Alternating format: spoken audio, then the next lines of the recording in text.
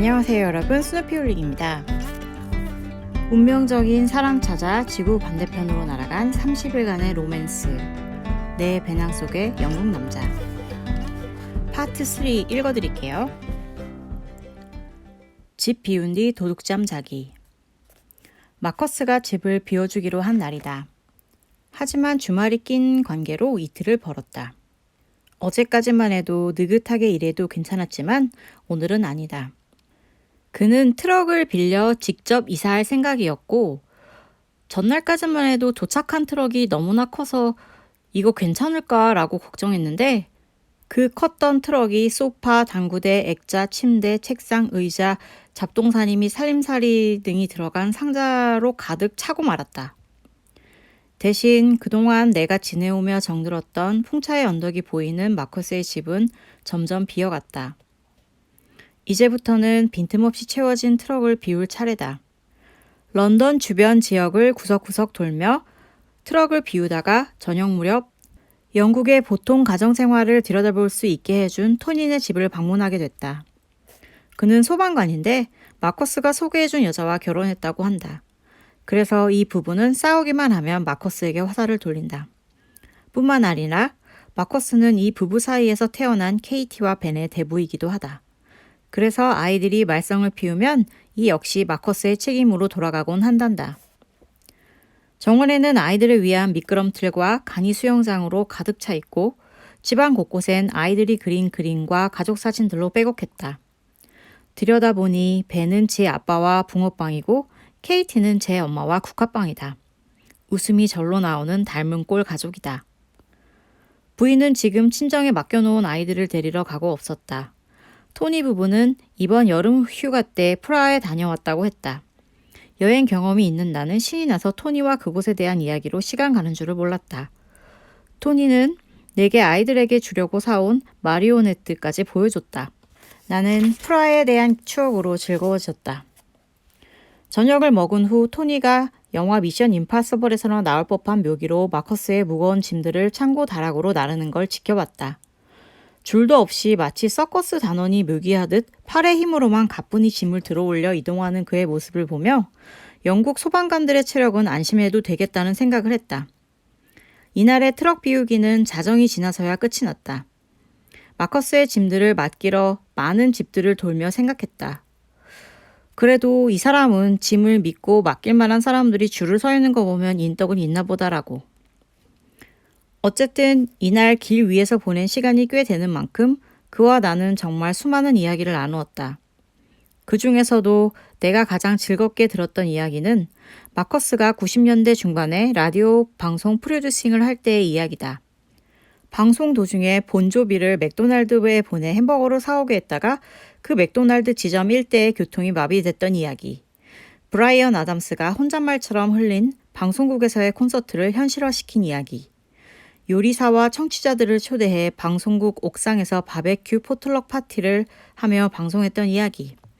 섹시하기 그지없는 비욘세와의 키스 이야기 등 나로서는 감히 상상조차 할 수 없는 신기한 경험담들을 그는 아무렇지 않다는 듯 재미나게 들려줬다. 정말 깔깔거리며 많이도 웃었던 대단한 이야기들이었다. 와, 지금 내가 굉장히 멋진 사람과 함께하고 있구나.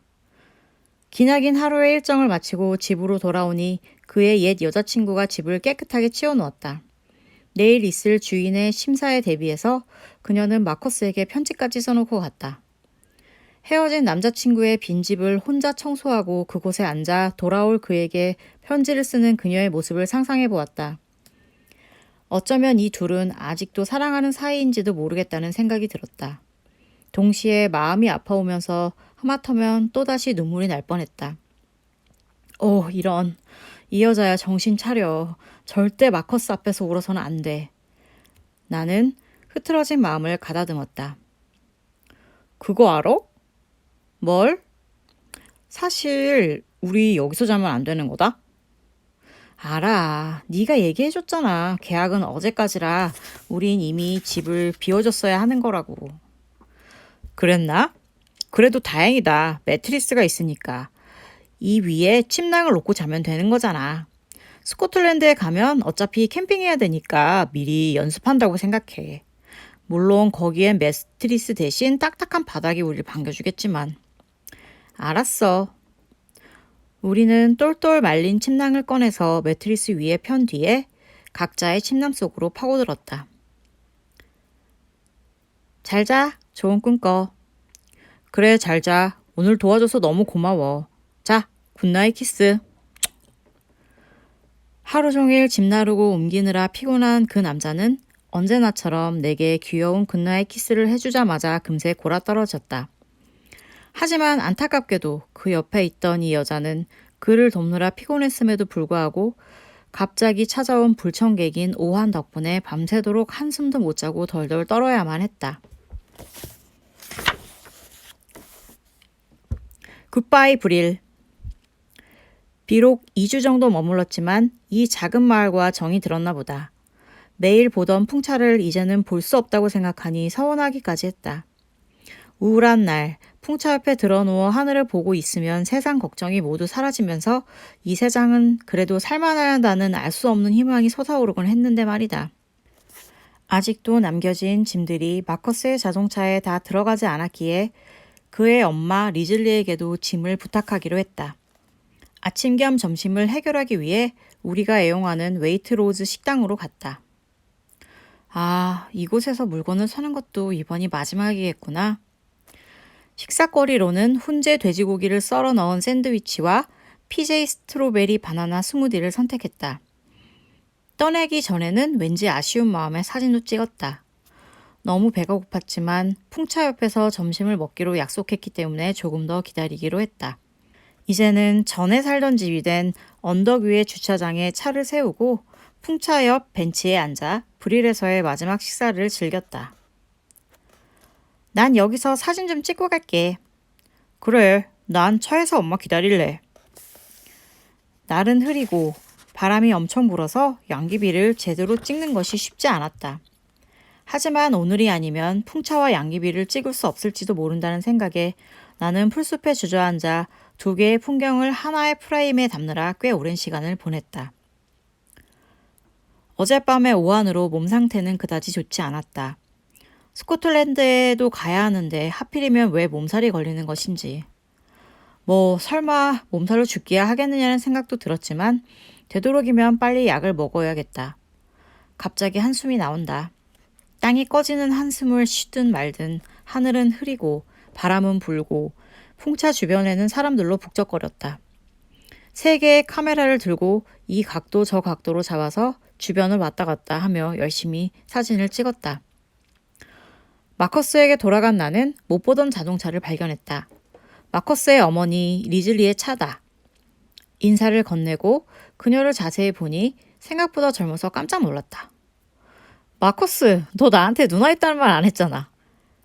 처음에는 둘 다 내가 무슨 말을 하는지 몰라 어리둥절해 하더니만 곧 내 말뜻을 알아차리고는 큰 소리로 웃었다. 뭐야, 내가 50대로 보인단 말이야? 네가 믿고 싶은 대로. 사실은 너희 엄마가 젊어 보인다는 뜻이었지만 말이야. 오, 루시, 고맙구나. 귀엽기도 하지. 뭘요, 정말 젊어 보이세요. 저 빈말은 잘 안 해요. 아, 그러고 보니 마커스 눈이 엄마를 닮았구나. 리즐리가 활짝 웃으며 고개를 끄덕인다. 나도 같이 웃는다. 마커스는 한쪽에 쭈그리고 앉아서 이웃들에게 감사의 편지를 쓰고 있다. 집에 모셔두었던 샴페인과 함께 줄 생각인 듯하다. 그 사이 2명의 여자는 마커스를 도마 위에 올려놓고 수다를 떨어대기 바쁘다.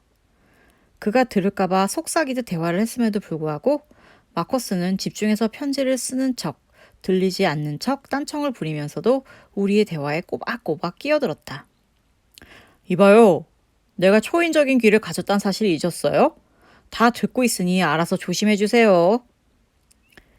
그는 샴페인과 편지를 가져다 주고 리즐리의 차에 실어야 하는 물건들을 차근차근 채워 넣었다. 이제는 정말 브릴을 떠나야 할 시간이다. 정말이지 다시는 이곳에 오기 힘들 거라는 생각이 들자 마음이 짠했다. 안녕 브릴. 좋은 추억 만들어줘서 정말 고마웠어. 잊지 않을게. 많이 그리울 거야. 나는 창밖으로 고개를 빼고 풍차가 내 시야에서 사라질 때까지 시선을 놓지 않았다.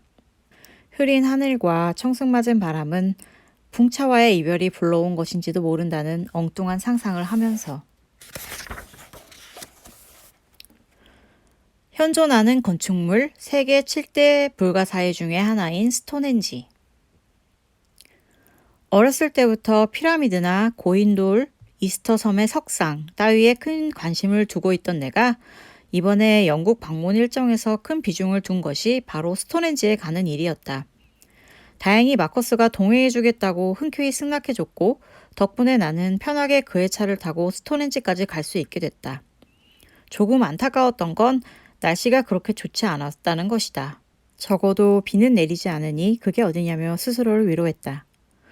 우리는 브릴에서 리즐리와 헤어져 차에 짐을 잔뜩 싣고 자전거까지 매단 채 스톤헨지가 있는 솔즈베리로 향했다. 어제 잠을 제대로 못 잔 데다가 몸살 기운까지 겹쳐 슬슬 졸음이 몰려왔다. 꾸벅꾸벅 졸고 있는 내가 안쓰러워 보였는지 마커스는 그렇게 졸지 말고 편하게 누워서 자라고 한다. 의자를 한껏 뒤로 젖히고 편히 자고 싶었지만 짐이 하도 많아 그러지도 못하고 몸을 살짝 튼 채로 눈만 감았다. 침은 흘리지 말아야 될 텐데. 루시, 일어나. 스톤헨지야. 눈을 번쩍 뜨니 저 멀리 스톤헨지가 보인다. 마음 저편에서 감동의 물결이 일렁이기 시작했다. 차는 언덕의 내리막길을 달렸고 나는 점점 내 시야에서 사라져가는 스톤헨지를 조금이라도 더 보려고 창문을 열고 몸까지 창밖으로 빼냈다. 좀만 기다려. 다 왔으니까. 주차장에 차를 세우고 슬슬 걸어가 보니 입장료가 꽤 비쌌다. 그래서일까? 주변에는 철조망을 맴돌며 멀리서 스톤헨지를 보려는 사람들이 의외로 많았다. 하지만 나는 오랜 세월을 기다려서 마침내 보게 된 스톤헨지를 철조망 사이에 두고 보고 싶지만은 않았다. 입장료 2사람분을 지불하자 아까 냈던 주차비를 돌려준다. 그냥 철조망 밖에서 구경하고 가는 사람이 너무 많아서 그 사람한테는 주차료만이라도 받아내는 거야. 정말 이 나라는 돈이 되는 일이라면 혈안이 되어 있다니까. 입장료도 웃기게 비싸지 않아? 이건 약과지. 사진 찍는 것 때문에 알아봤더니 새벽과 석양 무렵에 찍으려면 예약을 하고 몇백 파운드를 더 내야 한다는 거야. 내 참 기가 막혀서. 마커스는 이런저런 영국의 불편한 제도에 대해서 불평을 늘어놓았지만 그토록 오랫동안 그리워만 했던 스톤헨지에 오게 된 나에겐 아무 말도 들리지 않았다. 내가 지금 스톤헨지를 보러 와 있다는 사실과 조금만 더 걸어서 들어가면 스톤헨지를 내 눈으로 직접 가까이에서 볼 수 있다는 사실만으로도 충분히 감동적이었기 때문이다. 마침내 스톤헨지가 그 모습을 드러냈다. 감동에 젖어 할 말을 잃고 서 있는데 마커스의 낄낄거리는 웃음소리가 내 귀를 거슬렀다. 뭐야, 왜 웃어? 여기 사람들 한번 둘러봐봐. 과연 웃지 않을 수 없는 풍경이었다. 모든 관광객들이 전화기같이 생긴 설명 기계에 귀를 대고 있어서 마치 이곳의 모든 사람들이 동시에 통화를 하고 있는 것만 같았다. 우리는 저마다 사람들을 가리키며 그들의 통화 내용에 대해 멋대로 떠들었다. 마커스도 자기 전화기를 꺼내서 흉내를 냈다. 이렇게 하지 않으면 대세에 뒤처지는 것 같아서 말이야. 너도 필요하면 얘기해. 빌려줄게. 사실 나도 입장료만 지불하면 무료로 제공되는 그 기계를 가져올 수도 있었지만 자연스럽게 내 모든 감각을 열고 스톤헨지와 교신하고 싶었기에 가져오지 않았다. 사실 기계에서 흘러나오는 설명들은 원하기만 하면 언제든 인터넷 검색을 통해 얻을 수 있는 정보들이 아닐까? 나는 그보다 내 눈으로 보고 느끼며 그와 관련된 것들을 나름대로 상상하는 편이 훨씬 더 재미있고 유익하다고 생각한다. 다만 한 가지 안타까운 사실은 불과 몇 년 전까지만 해도 돌 사이를 거닐며 스톤헨지를 직접 만져볼 수 있었지만 지금은 금지한다는 것이다. 급격히 늘어난 관광객들에 의한 파손이 우려되기 때문에 가까이 접근하는 일은 돈을 아주 많이 내고 따로 예약하지 않는 이상 불가능해졌다. 실제로 오랜 세월 동안 사람들로부터 경배를 받으며 서 있었을 거석 중 하나에는 철없는 어린 패거리들의 만행으로 예측되는 페인트 마커의 흔적이 보기 싫게 남아 있었다. 아, 우매한 청춘이여. 그래도 아쉬우나마 이렇게라도 스톤헨지를 바라볼 수 있다는 사실 하나만으로도 나는 충분히 행복했다. 그런데 도대체 옛날 사람들은 왜 385km 밖에서 5에서 10톤이나 되는 돌을 이곳으로 끌고 와서 저런 요상한 조형물들을 세웠을까? 많은 학자들이 연구한 바에 따르면 고대 언어로 공중에 걸쳐진 돌이라는 뜻을 가졌다는 스톤헨지가 정확히 동쪽을 가리키며 세워질 당시인 기원전 1840년 즈음에는 하지에 뜨는 해 방향과 정확하게 일치했다고 한다. 뿐만 아니라 주변에는 최고 50톤까지 나가는 거대한 돌들이 떡하니 버티고 있어 당시의 열악한 운반 도구들로 미루어 보아 불가사의라고 아니할 수 없다고. 하루아침에 우주인들이 와서 파박 하고 만들어 놓고 갔거나 당시의 사람들 사이에 스톤헨지 건설 특별반이 조성되어 온 가족이 수백 년에 걸쳐 평생 대를 물려가며 다른 일은 하지 않고 돌을 옮기는 데에만 전력을 다해 만들어진 것인지도 모른다. 이유야 어떻든 공중에 걸쳐진 이 신기한 돌들은 완성된 이후부터 지금까지 사람들로부터 경외의 대상이 되고 있다. 내가 생각하기로는 스톤헨지가 특히 제단이나 은밀한 종교의식의 장소로서 많이 활용됐을 것 같다. 해마다 특별한 절기가 찾아오면 신성한 힘을 가지고 있는 무당이 제물을 바치고 한 해의 안녕과 풍요를 기원했으리라.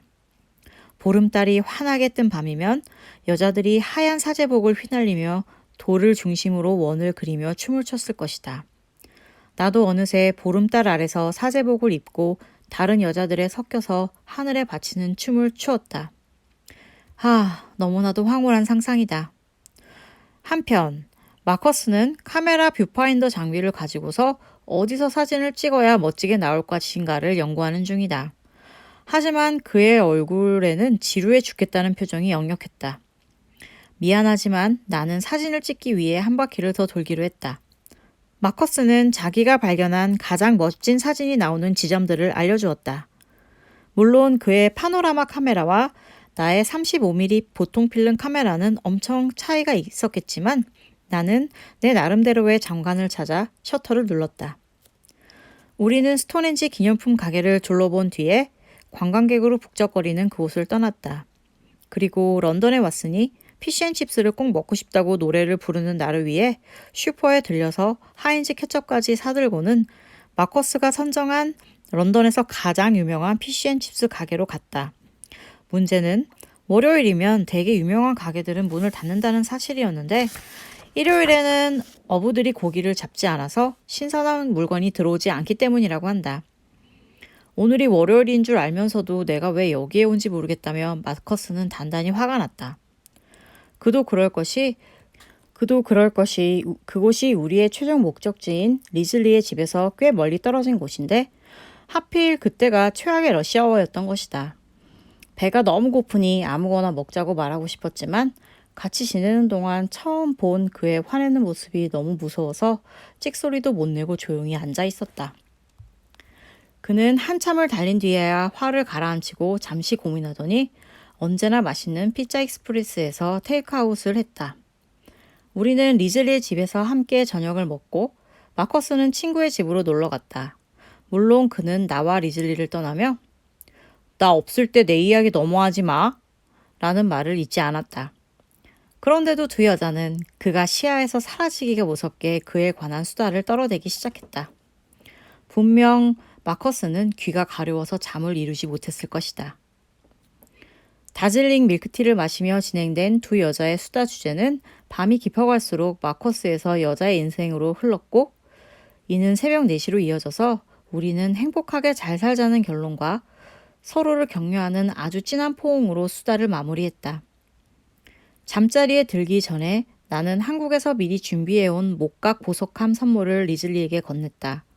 상자를 좋아한다며 무척 기뻐하는 그녀를 보니 탁월한 선택이었다며 뿌듯한 마음이 들었다. 따뜻한 물과 거품이 가득한 욕조에서 기분 좋은 목욕을 한 뒤 리즐리가 준비해준 포근한 오리털 이불을 덮고 오랜만에 달콤하고 깊은 잠에 빠졌다. 오래된 동물원에 가다.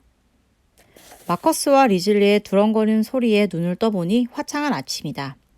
마음은 벌떡 일어나 아침 인사와 함께 식사를 하고 있지만 몸은 따뜻한 이불 속에 파묻혀 나올 생각을 하지 않는다. 내가 일어나서 꼼지락거리는 걸 눈치챘는지 리즐리가 따뜻한 밀크티를 내민다. 루시, 잘 잤니? 우선 이것 좀 마셔봐. 마셔보고 졸리면 더 자고.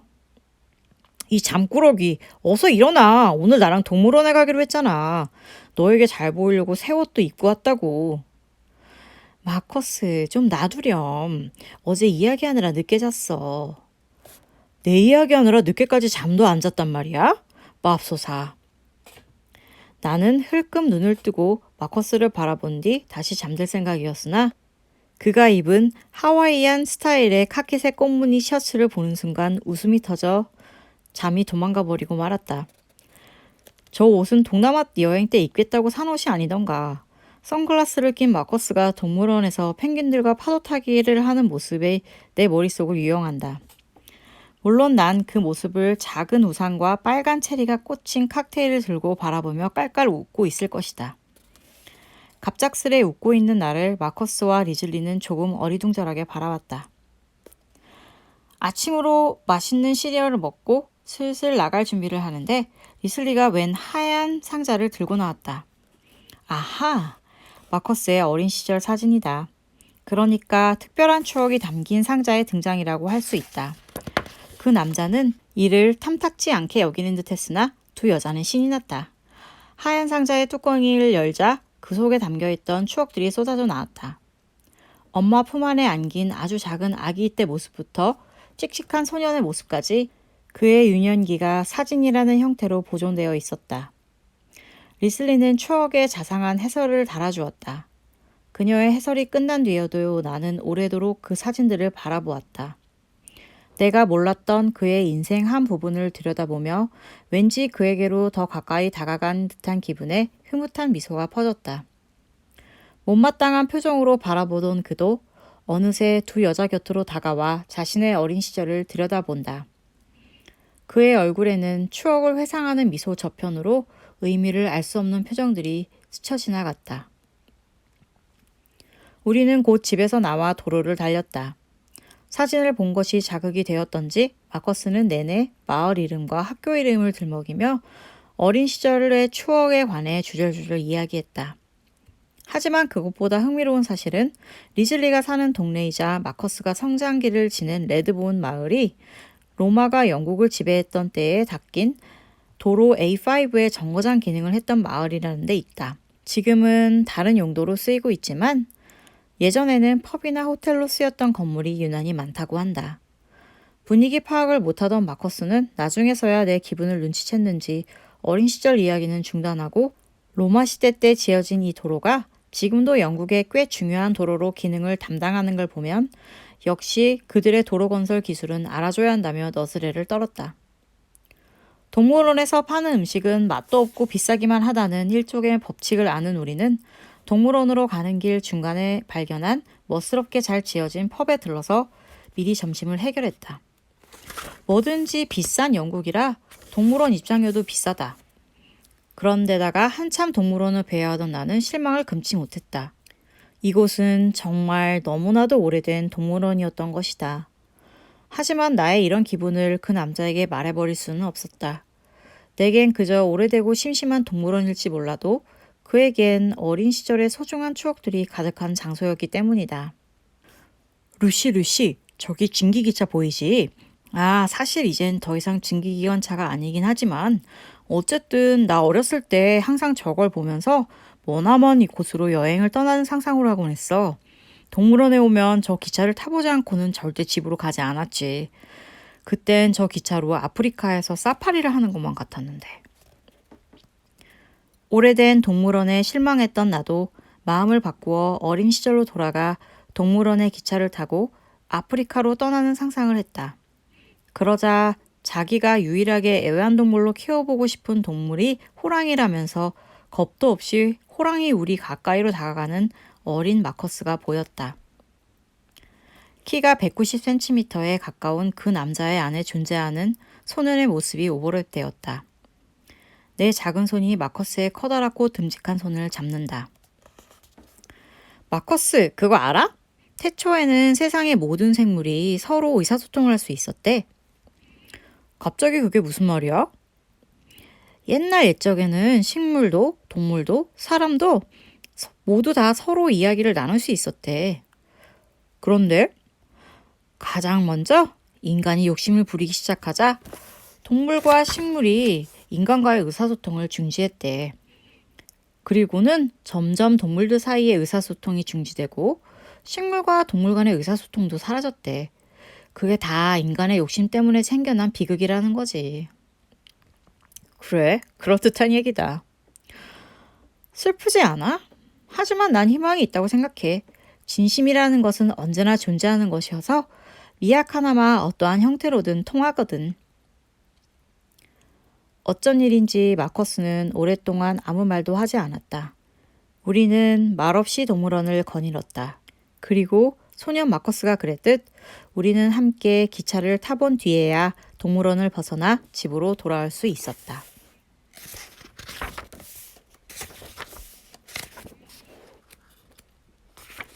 스코틀랜드, Isle of Skye, 런던. 스코틀랜드는 당신을 환영합니다. 사라진 줄만 알았던 몸살 기운이 오래된 동물원에 다녀온 뒤로는 더 심각한 증세를 보였다. 아마도 내 몸 구석 어딘가에서 조금씩 세력을 키워온 모양이다. 온몸에 기운이 하나도 없고 몸에서는 열이 나며 머리가 깨질 듯이 아팠다. 슈퍼에서 파는 약을 먹어도 호전될 기미가 보이지 않았다. 병원에서 내주는 처방전 약으로 먹으면 금세 나을 것만 같았지만 병원을 예약하기에는 이미 너무 늦은 시간이었고 병원 예약이 가능하다고 해도 다음날 오전이 되어봐야 알 수 있었다. 계획대로라면 다음날 오후에 나는 마커스와 이것보다 더 추울 것으로 예상되는 스코틀랜드의 오지로 떠나야 했다. 감기에 좋으니 많이 마시라며 마커스가 사다 준 오렌지 주스를 잔뜩 마시고서 저녁으로는 피시앤칩스를 먹고 한숨 푹 자보기로 했다. 그나마 잠은 푹 잤지만 다음날 아침 일찍 마커스가 런던으로 가기 위해 나를 데리러 왔을 때에도 나는 여전히 자리에서 일어나지 못했다. 스코틀랜드 여행을 미뤄야 할지도 모르는 상황이었기에 마커스는 침울해져서 밖으로 나갔다. 나 때문에 마커스의 계획에 차질이 생기게 될까봐 나도 침울했다. 안타까운 눈으로 우리를 지켜보던 리즐리는 우리 모르게 편법을 시도했다. 마커스를 보내고 나서 내가 다시 잠이 든 사이에 그녀는 무작정 차를 몰고 병원으로 달려갔다. 그리고 데스크에 부탁해서 진료 예약을 시도했다. 딱한 사정을 들은 병원에서는 나를 오전 진료에 넣어주었고 리즐리는 집으로 돌아와서 나를 데리고 다시 병원으로 갔다. 이미 내 사정을 아는 의사는 나에게 강력한 약을 처방해 주었고 우리는 20글자도 채 되지 않는 알파벳으로 휘갈겨 쓴 종이 한 장의 대가로 우리나라 돈으로 거의 10만 원을 지불했다. 그녀가 나를 위해서 혼자 이 먼 길을 다녀왔다는 것을 안 건 집으로 돌아오면서였다. 편법이 통하지 않을 경우를 대비해 나를 깨우지 않고 다녀온 것이다. 뿐만 아니라 그녀는 돌아오는 길 내내 약을 먹고도 몸이 금방 나아지지 않으면 절대로 스코틀랜드에 가면 안 된다고, 마커스를 실망시키는 것에 대해 걱정하지 말라며 너의 몸이 더 중요하다고 당부했다. 하마터면 고마워서 눈물이 날 뻔했다. 집으로 돌아오자마자 약을 먹었는데 의사 말대로 독했는지 금세 졸음이 왔다. 이 잠에서 깨어나면 리즐리의 정성을 봐서라도 몸이 씻은 듯이 나았으면 좋겠다고 생각하며 잠이 들었다. 얼마 동안 잤을까? 눈을 떠보니 걱정스러운 눈으로 내려다보는 마커스가 보였다. 벌써 런던에서 일을 마치고 돌아온 모양이다. 나는 일단 몸을 일으켜 보았다. 다행히도 아까보다는 훨씬 가벼워졌다. 이마를 짚어보니 열도 내렸다. 루시 어때? 좀 괜찮아? 병원에 다녀왔다면서. 많이 좋아진 것 같아. 열도 내렸는걸. 마커스가 내 이마를 짚어보는 사이 리즐리가 다가왔다. 루시 일어났구나.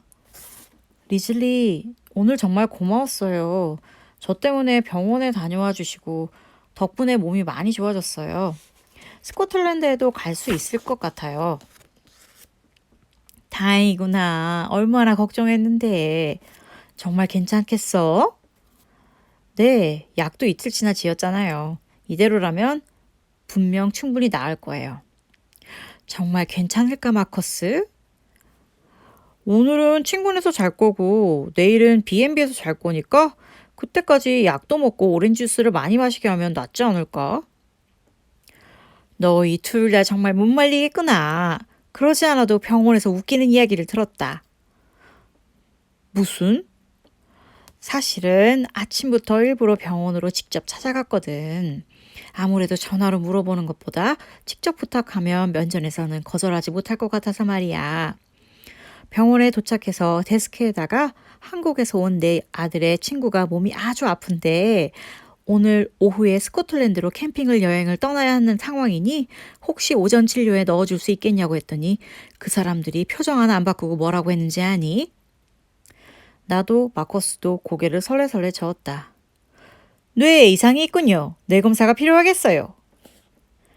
여행이라면 그 어떤 것도 불사하는 내 꼬락서니를 생각하니 그 사람들의 말이 아주 틀린 것만은 아니라는 생각이 들어서 조금 쑥스러워졌다.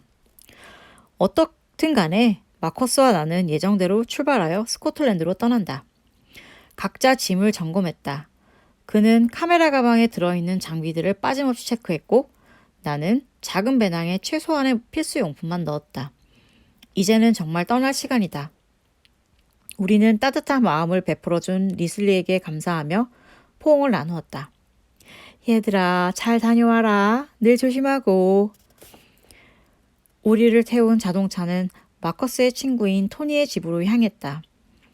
이미 아주 무거운 카메라 장비를 짊어지게 될 마커스는 식량과 물, 침낭 등 생활에 필요한 모든 용품을 나에게 맡겨야 했는데 내 배낭은 너무 작아서 그 모든 것들이 들어갈 수 없었기 때문이다. 배를 누르자 이미 안면이 있는 토니가 우리를 반갑게 맞아주었다. 지난번 사진 속에서 보았던 케이티와 벤이 거실을 차지하고 만화 영화를 보는 중이었다. 토니가 큰 배낭을 찾으러 2층으로 올라간 사이에 마커스와 나는 아이들과 놀았다. 아이들이 착해서 금세 친해졌다. 대부인 마커스가 시키면 아이들은 내게 재롱을 보여주었다. 게다가 케이티는 처음 본 내게 그림을 그려주었는데 뜻밖의 선물에 기분이 좋아졌다. 재미있는 건 케이티가 그린 그림이 세 개의 여자아이들이 공통적으로 좋아하는 무지개와 나비와 꽃이라는 점이었다. 그러니까 사람은 어렸을 때는 국적과 상관없이 비슷한 생각을 가지고 있지만 가족의 특성이나 주변 환경, 전통 문화 등에 의해 각자 다르게 변해가는 것이 아닐까? 토니 가족에게 작별을 고하고 오늘 밤에 신세지게 될 버밍엄에 사는 필의 집으로 향했다. 필에 대해서 묻자 마커스는 시큰둥하게 버밍엄 지역에서 유명한 라디오 DJ라고 했다. 그런데 도착하고 보니 집이 예사롭지 않게 크다. 우리는 함께 앉아 TV를 보고 피자와 시저 샐러드로 저녁을 먹고 슈퍼로 몰려가 후식으로 아이스크림을 사와서는 나눠 먹는 정말 평범한 시간을 보냈다. 아주 멋진 청바지를 입었다는 걸 제외하면 이렇게 평범해 보이는 사람이 정말 유명한 사람일까를 생각하고 있는데 마커스가 나를 필의 작업실로 불렀다. 시드니를 좋아하는 필에게 마커스가 선물했다는 자신이 찍은 시드니의 야경 사진을 내게 보여주기 위해서였다. 역시 멋지다. 나도 시드니에 간 적이 있지만 왜 이렇게 멋진 사진은 찍어오지 못했을까? 하긴 내가 멋진 사진을 찍을 수 있는 능력이 있다면 벌써 사진작가로 나섰을 것이다. 마커스의 멋진 작품 다음으로 눈길을 끌었던 것은 작업실 벽에 붙은 필이 쓴 신문 칼럼과 그가 유명 인사와 찍은 수많은 사진들이었다. 이제야 좀 필이 유명한 사람일지도 모른다는 실감을 했다. 컴퓨터를 잠깐 빌려 이메일을 체크하고 작업실에서 나왔다. 소파에 앉아 한참을 필과 부인 캐서린의 러브스토리와 마커스와 필의 추억 이야기를 듣다 보니 피곤이 몰려왔다. 부엌에서 약을 먹고 안주인 캐서린에게 침실을 안내받았다. 그런데 혹시 너희 한 방에서 자니? 어? 그러니까 내가 너희들의 관계를 잘 몰라서 그러는데 혹시 너희들이 사귀는 사이냐고. 사실 집에 손님방이 2개가 있거든. 갑자기 나는 얼굴이 화끈 달아올랐다. 아마 귀까지 빨개졌을 것이다. 캄캄한 복도라서 다행이라고 생각했다. 저기 나 마커스랑 그런 사이 아니거든. 내가 약간 당황한 것을 눈치챘는지 그녀는 미안하지만 정말 별뜻 없이 물은 것이니 신경 쓰지 말라며 나를 핑크빛으로 장식된 손님방으로 안내했다. 잠들기 전에 따뜻한 물로 샤워를 하면서 언젠가 돈을 벌어 집을 사게 되면 나도 꼭 손님방을 멋들어지게 꾸며야겠다고 생각했다. 샤워를 마친 뒤 집주인의 배려가 포근하게 느껴지는 침대에서 숙면을 취했다. 오래오래 푹 자두고 싶었으나 언제나 그렇듯 밤을 쫓아낸 아침이 찾아들었고 우리의 갈 길이 멀었기에 마커스는 이른 시간부터 나를 깨웠다. 짐을 챙겨 들고 나와서 다시는 못 만날지도 모르는 캐서린과 따뜻한 포옹을 나누고 헤어졌다. 어제 저녁 감기에 걸린 필이 아침 일찍부터 일해야 한다며 투덜거리더니 정말 새벽에 일하러 가고 없었다. 우리가 고속도로로 진입할 때쯤 라디오를 틀었는데 감기 걸린 음성의 필이 진행하는 라디오 프로그램이 흘러나왔다. 와, 신기하다. 진짜 라디오 DJ였군. 이럴 줄 알았으면 사진이라도 같이 찍어둘 걸 그랬나? 미안하면서도 다행인 것은 감기 걸린 DJ가 내 몸살 기운을 가져갔는지 푹 자고 난 나는 한결 가뿐해졌다. 스코틀랜드로 가는 길은 생각보다 멀지 않았다. 열심히 달리다 보니 Scotland welcomes you 라는 표지판이 보인다. 드디어 스코틀랜드에 도착한 것이다. 경우가 똑같다고 볼 수는 없지만 미국의 라스베가스처럼 쉽게 결혼하고 쉽게 이혼하는 사람들이 많다는 영국 국경에 맞닿은 스코틀랜드의 젠터그린 마을이 나타났다. 스코틀랜드는 법적으로 부모의 허가 없이는 결혼이 16세부터 가능해. 그래서 영국의 어린 고등학생들 중 무모한 몇몇은 사랑에 빠진 이성 친구의 손을 붙잡고 부모님 몰래 밤에 이 마을로 와서 결혼식을 하지. 물론 짧게는 몇 달, 길게는 몇 년 뒤 자신들이 왜 그런 끔찍한 짓을 했을까 후회하며 이혼하지만 말이야. 나는 어린 10대 연인들의 모습을 상상한다. 서로 너무나 사랑하고 둘만의 영원한 사랑에 대해 무언가 확실한 맹세를 원한다면 아무리 이혼이 증가하는 추세라 할지라도 이들은 자기들의 결혼만큼은 영원히 변치 않을 것이라고 확신하며 이곳에 왔을 것이다. 사랑이 소멸될 리 없다고 믿는 이들은 가벼운 사람들의 그것과는 다르다며 서로의 결정에 대해 한치의 의심도 없이 다만 서로의 손을 맞잡고 행복해야 할 것이다. 결혼제도 자체를 믿지 않는 마커스는 그들의 어수룩함과 우매함에 대해 강도 높은 비난을 퍼부었다.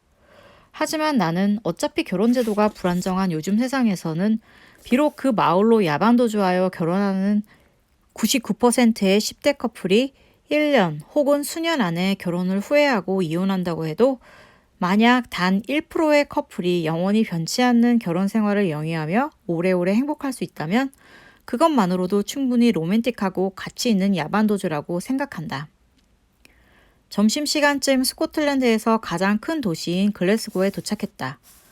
역시 스코틀랜드는 잉글랜드와는 각종 스포츠팀도 구별되어 있고 비록 사용은 가능하지만 서로 다른 지폐를 가진 엄연한 외국인지라 그간 영국에서 보아온 풍경과는 전혀 다른 느낌이 들었다. 붉은 벽돌로 쌓은 건물 위로 뾰족한 지붕들이 하늘을 찌르는 스카이라인이 이색적이었다. 안타까운 것은 이 두 나라의 관계가 그다지 좋지 않다는 사실이다. 표면적으로는 보이지 않지만 으르렁거리는 사이라고 한다. 가까이 있을수록 서로 잘 지내는 편이 좋을 텐데 말이다. 남한과 북한이야 이념의 차이 때문에 외세에 의해 철조망까지 쳐놓고 총뿌리를 겨누고 있다지만 도대체 이 두 나라가 으르렁거리는 이유는 뭘까? 마커스가 감보리노라는 이탈리안 레스토랑 앞에 차를 세웠다. 식당에 앉아서도 차를 지켜볼 수 있어서 이곳을 좋아한단다. 하긴 차에는 그의 상당한 재산인 비싼 카메라가 통째로 실려 있으니 차를 도난당한다면 매우 곤란할 것이다. 나라가 바뀌어서 그런지 이상하게도 그의 앞에 앉아있는 내게는 모든 것이 낯설게 느껴졌다. 첫날 공항에서 마커스의 차를 타고 불일의 집으로 갔을 때 느껴졌던 기분과 비슷하다. 주방 뒤편에서 들려오는 시끄러운 이탈리아어들도 우리의 테이블을 담당하는 스코틀랜드 특유의 억양과 고틱 펑크 스타일을 한 아시아계 웨이트리스도 세상에서 가장 맛없다고 단언할 수 있는 녹차와 함께 곁들여 나온 우유도 지금 이 순간 내 앞에 앉아 앞으로 우리의 일정에 대해 이야기하며 나에게 미소를 짓고 있는 이 남자까지도 이질감이 느껴지는 것이다. 나는 되도록이면 마커스에게 이런 마음을 들키지 않도록 조심하면서 얌전히 신선한 파마산 치즈를 듬뿍 뿌린 까르보라라만 먹었다. 스코틀랜드는 잉글랜드에 근접해 있지만 우리가 가려고 하는 아일 오브 스카이는 그리 가깝지 않았다. 원래는 육로로 가려고 했으나 같은 길로 몇 번을 갔던 마커스가 이번에는 배를 타고 들어가 보고 싶다고 해서 다음날 아침 일찍 배를 타기로 했다. 그런데 휴가철이 시작되어서인지 빈 숙소를 잡는 일이 쉽지 않았다. 한참을 돌고 돈 끝에 겨우 허름한 B&B를 찾았다. 트윈룸을 잡고 일정에 대한 이야기를 나눈 뒤 짐만 방에 가져다 놓고 저녁을 먹으러 나왔다. 기왕 바다 곁에 왔으니 메뉴는 해산물로 결정이 되었다. 철갑새우와 기네스 파인트, 페주튀김 등을 시켰다. 술을 마시지 않는 마커스는 기네스를 꿀꺽꿀꺽 맛있게 마시는 나를 뚫어져라 쳐다봤다. 뭘 그렇게 보니? 술 마시는 여자 처음 봐? 아니, 그런 건 아니지만 사실은 네가 하도 맛있게 마셔서 맛이 궁금해졌어. 나 마셔봐도 돼? 물론이지. 그가 천천히 잔을 입으로 가져가더니 맛을 본다. 이런 걸 어떻게 마셔? 그의 얼굴은 마치 사약이라도 마신 것처럼 일그러졌고 나는 그 얼굴이 너무나 웃겨서 주위 사람들은 까맣게 잊은 채 크게 웃어댔다. 마커스는 내가 잔을 비울 때까지 나를 이해할 수 없다는 듯한 표정으로 쳐다본다. 문제는 철갑새우를 먹는 일이었다. 나는 포크와 나이프를 내팽개치고 맨손으로 그들과 사투를 벌이며 맛있는 저녁을 먹었다. 나의 이런 철갑새우와의 사투는 마커스는 물론 아이슬란드에서 왔다는 옆 테이블 사람들에게도 좋은 구경거리를 제공했다. 고생 끝에 낙이라더니 껍질을 벗겨낸 철갑새우의 탱탱한 속살이 일품이었다. 식사 후에는 스코틀랜드에 왔으니 위스키를 마시고 싶은 마음이 간절했지만 술을 못 마시는 그를 데리고 펍에 간다는 것은 서로 불편한 일이므로 그만둔다. 대신 마을을 산책했다. 우리의 발길을 붙잡은 곳은 기차의 종착지다. 이곳에서 철로가 끝나 있으니 말이다. 어디서부터 시작되어 이곳까지 흘러온 것일까? 나는 기찻길의 끝을 찾기 위해 철로만 따라온 사람처럼 들떠 있었다. 빼도 박도 못하는 20대의 중반에 우뚝 서다. 눈 뜨면 아침 식사를 해야 하루가 순탄한 나는 세수를 하자마자 식당으로 내려갔다. 부지런한 마커스는 멀끔한 얼굴로 이미 나를 기다리고 있었다. 평소에도 빠른 속도로 음식을 해치우는 그였기에 벌써 다 먹었느냐고 물으니 식사가 나오길 기다리는 중이란다. 배가 고프면 기운이 없고 말수가 적어지는 나는 조용히 음식을 기다리다가 문득 중얼중얼 혼잣말을 했다. 벌써 25살이네. 빼도 박도 못하는 20대 중반이라니. 초인적인 귀를 가진 마커스가 이 말을 놓칠 리가 없다. 너무 슬퍼하지 마. 20대 중반 생일을 이렇게 스코틀랜드에서 맞이하다니 너무 기쁘지 않아? 좋게 생각해. 아참, 그리고 생일 축하해. 그가 내 생일을 축하해주는 동안 음식이 나왔다. 영국식 아침 식사다. 하지만 특이하게도 검고 둥근 음식이 포착되었다. 살짝 맛을 보니 우리나라 음식 중 순대와 비슷하다. 방금 네가 먹은 게 뭔 줄 알아? 뭔데? 블랙 푸딩이라는 건데 네가 지금 먹는 중인데 이런 말 해도 되나? 돼지 피와 야채를 섞어서 만든 거야. 아하, 역시 우리의 순대와 비슷하군. 그렇구나. 한국에도 이거랑 비슷한 음식이 있어. 맛도 거의 같은걸? 나는 아무렇지도 않게 스코틀랜드식 순대를 맛있게 먹었다. 그런 나를 바라보는 마커스의 표정이 묘했다. 되도록 티내지 않으려고 애쓰고 있었으나 자기 이야기를 듣고도 어찌 그리 태연하게 그걸 먹을 수 있느냐는 강한 사인을 보낸다. 물론 사람 사는 데가 다 비슷하고 먹는 것 역시 크게 다르지 않다고 생각하며 이 머나먼 스코틀랜드 땅에서 먹는 순대에 감동 중인 나에게는 그다지 설득력이 없었지만 아침 식사 후 우리는 앞으로 며칠간 샤워를 하지 못할 예정이었으므로 B&B에서 구석구석을 씻어냈다. 마커스가 먼저 샤워를 후딱 끝내고 나와서 나에게도 빨리 끝내줄 것을 요구했다. 나는 노력해보겠다며 서둘러 샤워실로 들어갔다. 그런데 열심히 샤워를 하다가 바디 샴푸를 집으려는 순간 쨍그랑 소리가 났다. 사기로 만든 샴푸통이 떨어져서 깨진 것이다. 급하게 샤워를 하느라 눈도 못 뜨고 있던 나에게 떨어진 날벼락이었다. 급기야 나는 한국어로 엄마야! 어떡해! 라며 소리를 지르기 시작했다. 문을 벌컥 여는 소리가 들린다. 루시, 무슨 일이야? 세상에, 괜찮아? 눈을 뜰 수가 없어 당황한 나는 갑작스런 마커스의 출현으로 더욱 당황했다. 몸에 실오라기 하나 걸치지 않은 상태였던 것이다. 나는 황급하게 뒤로 돌아 눈을 씻으며 소리를 질렀다. 야! 너 여기서 뭐해? 빨리 안 나가? 루시, 너야말로 제발 그만 움직여. 파편이 사방에 널려있다고. 잘못하면 발을 다친단 말이야. 그 남자는 이 여자를 샤워타올로 감싸주더니 나를 사기 파편이 널려있는 샤워실에서 데리고 나왔다. 그리고 내가 놀라서 멍하니 앉아있는 동안 그곳을 말끔하게 청소했다. 사기병을 깨트린 것도 그랬지만 그가 내 알몸을 봤다고 생각하니 부끄러워서 어쩔 줄을 모르겠다. 고맙게도 그는 그 사건에 대해서는 아무 말도 하지 않았다. 다만 체크아웃을 할 때 주인이 깨진 사기병에 대해서 묵인해줘서 다행이라고 말하며 내게 윙크할 뿐. B&B를 떠나 선착장으로 갔다. 섬으로 들어가는 배는 여러 번 타봤지만 차를 가지고 들어가는 것은 이번이 처음이다.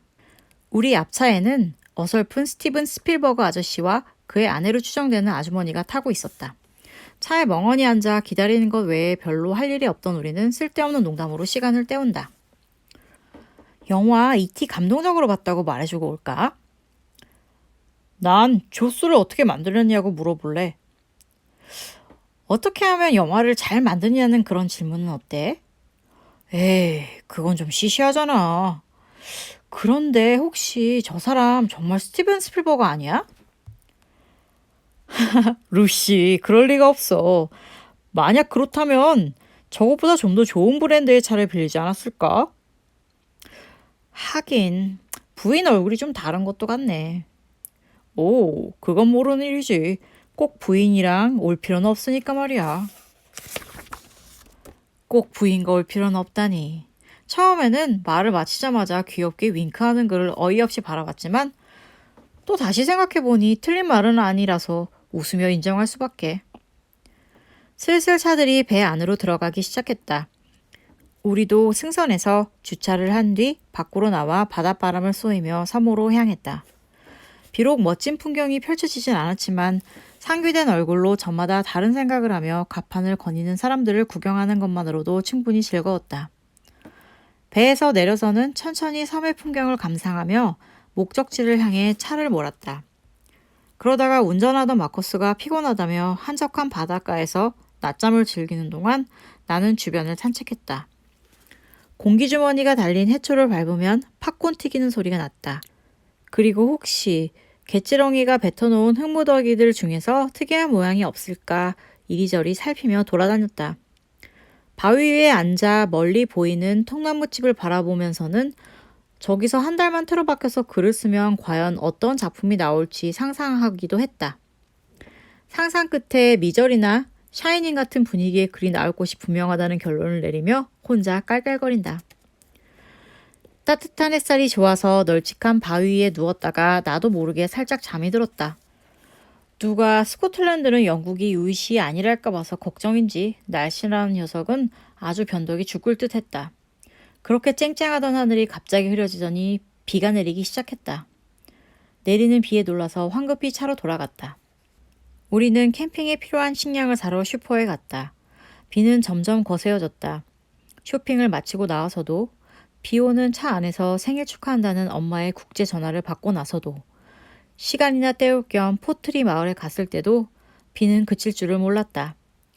한참이 지나서 하늘이 조금 진정되는 기미를 보이자 우리는 재빨리 목적지 근처로 이동을 했으나 아직도 시커먼 비구름이 포진 중이라 등반을 포기하고 일단 부근의 캠핑장에서 묵기로 한다. 고등학교 1학년 여름방학 때 일본 여름 바닷가에서 했던 캠핑 이후 아주 오랜만에 캠핑을 하게 된 나는 완전히 신이 났다. 그때와는 달리 찬바람이 부는 바닷가에 텐트를 세우고 버너에 물을 끓여 저녁으로 컵라면을 먹었다. 그리고 다음 날은 아무래도 강행군이 될 것 같아서 일찍 잠자리에 들었다. 잘 자. 잠깐, 이거 받아. 어? 마커스가 어디서 가져왔는지 카드 2장을 내밀었다. 그와 리즐로부터의 생일 카드. 생각지도 못한 선물이다. 생일 축하해. 그리고 이거 작지만 동물원에서 넣어주려고 샀어. 기억나? 기념품 가게에서 내가 갑자기 네가 와서 당황했던 거. 루시라고 쓰여진 작은 보라색 곰돌이 열쇠고리다. 아무것도 없는 산 위에서 썰렁하게 생일을 맞이할 줄로만 알았던 나는 좋아하는 남자로부터 받은 예기치 않은 깜짝 선물에 100배의 감동을 느낀다. 나는 마커스를 꼭 안아주었다. 그런데 너 뭐 잊은 거 없니? 잊은 거? 치, 생일을 맞이한 어여쁜 소녀에게 키스도 안 해주기야? 아, 알았어. 생일 축하해요, 예쁜이. 쪽. 그렇지. 고마워. 잘 자. 좋은 꿈 꿔. 천만에. 좀 더 근사한 생일 파티 못 해줘서 미안해. 그래도 내일까지 우리 좋은 추억 많이 만들자. 잘 자. 그렇게 나는 25번째 생일을 스코틀랜드의 총구석 캠핑장 텐트 안에서 침낭으로 몸을 휘감은 채 그 남자와 함께 맞았다. 그리고 이제 만으로조차 부인할 수 없는 20대 중반에 우뚝 섰다.